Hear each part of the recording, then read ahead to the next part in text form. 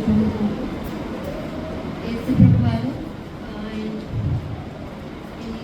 గురువారం నాడు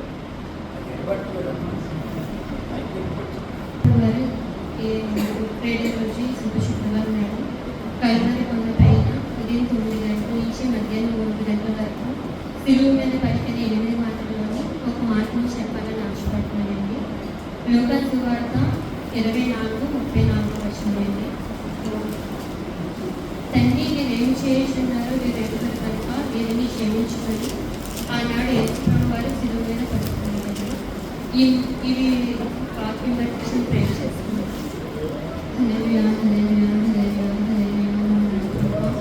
ఈ సమయంలో తండ్రి నువ్వు సిలువ మీద పలికిన 8 మాటలను ప్రభా మొదటిగా ఒక మాటని చెప్పాలని ఆశపడుతున్నాను ప్రభా.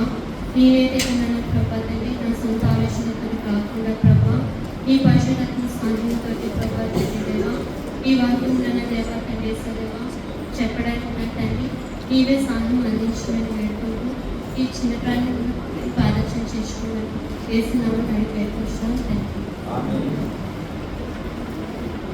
ఆనాడు యేసుప్రభు వారు తండ్రికి ఏ విధంగా అయితే విజ్ఞాపన చేయించున్నాడంటే మనం చేసిన తప్పులను బట్టి ఆనాడు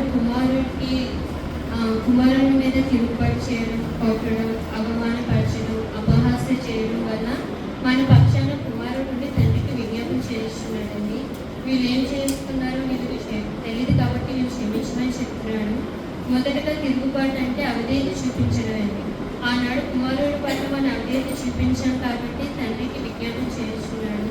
హెబ్రీ పత్రిక 3:17లోనైతే ఆనాడు ఇశ్రాయేలు జనాంగం మోషే కాలంలో ఉన్నప్పుడు యెహోవా మీద తిరుగుబాటు చేశారండి. ఆయన ఎంతగా వాళ్ళు పోషించినప్పటికీ కూడా ఆయన మీద తనుకొని అవమానపరుచుకొని నిర్లక్ష్య వైఖరి చూపించడం వల్ల ఆనాడు యెహోవాకు అవిధేయత చూపించారని హెబ్రీ పత్రిక 3:17లో ఉంటుందండి. అలాగే మళ్ళీ యోహాను సువార్తలోనైతే మనం అయితే కుమారునికి విధేయత చూపిస్తే నిత్య జీవం కలగ వాడుగా మనం చేస్తాడని యోహాను సువార్త 3:36 ఉంటుందండి. అలాగే మన కుమారునికి విధేయత చూపిస్తే ఆయన మన పక్షాన తండ్రికి అంటే అవిధేయత చూపిస్తున్నాం కాబట్టి తండ్రికి విజ్ఞాపన చేస్తున్నాడు వీళ్ళు క్షమించమని. అలాగే కొట్టడం అంటే గాయపరచడం. మనం యేసుప్రభు వారిని ఏ విధంగా అయితే గాయపరచామనేది కుమార్ని గాయపరచడం అంటే అనేక విషయాలు మనం గాయపరచాలండి కుమార్ని. ఈ దినాన్ని అయితే మొదటగా అయితే ఆయన తల మీద ముళ్ళకిరీటం పెట్టి ఆయన గాయపరచామండి. అది ఏ విషయంలోనే అయితే యెషయా గ్రంథం 55:8 మన తలంపులతోటి ఆయన తలకు ఒక ముళ్ళకిరీటం అనేది పెట్టామండి.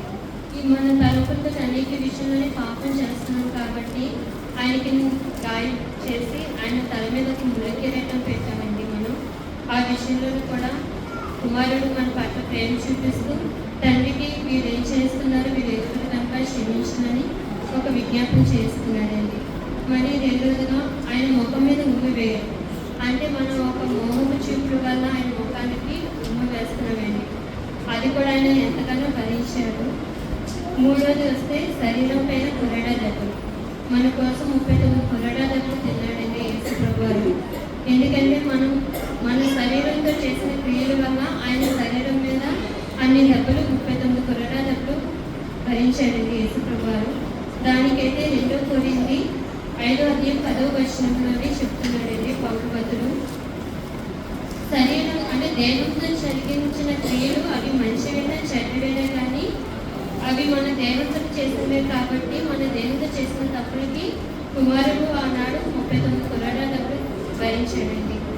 మన దేహము అలా భరించాడు కాబట్టి మన దేహం ఏ విధంగా ఉండాలంటే మన దేహం ప్రభుత్వం కలిసిన దేహం వల్లే ఉండాలి. కానీ ఈ దేహం దేవుని ఆలయం అని కూడా చెప్తున్నాడండి అక్కడ 1 కొరింథీ 6:19.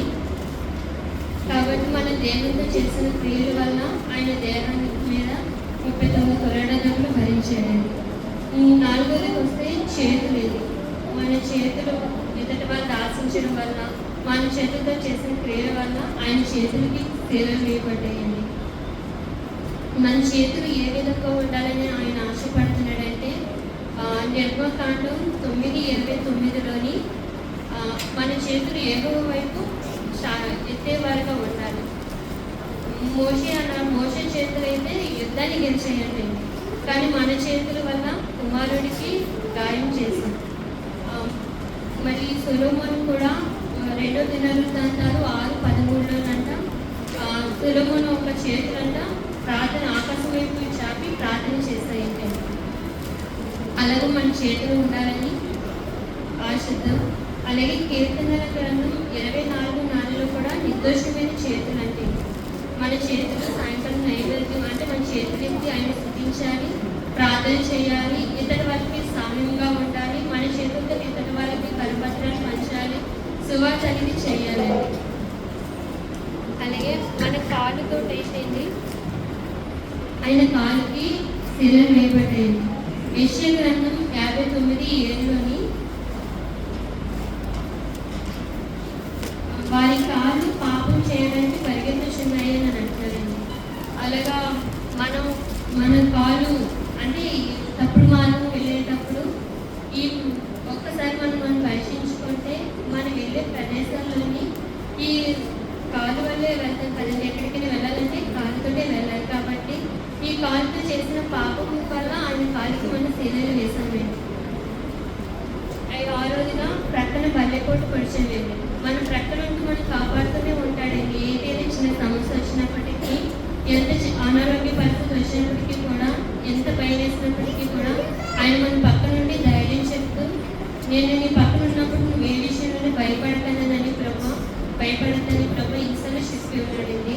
అది 91వ కీర్తన 7వ వచనంలోని నీ ప్రక్కన 1000 మంది పడినను నీ కుడి పక్కన 10,000 మంది పడినా అబ్బాయి నీ ఎదుకు రాదని దేవుడు మన పక్షాన్ని ఉన్నప్పుడు కూడా మనం అనేక విషయాలను ఆయన ప్రక్కన ఉంటూ ఆయన బలిపోటు కొలుస్తున్నామండి.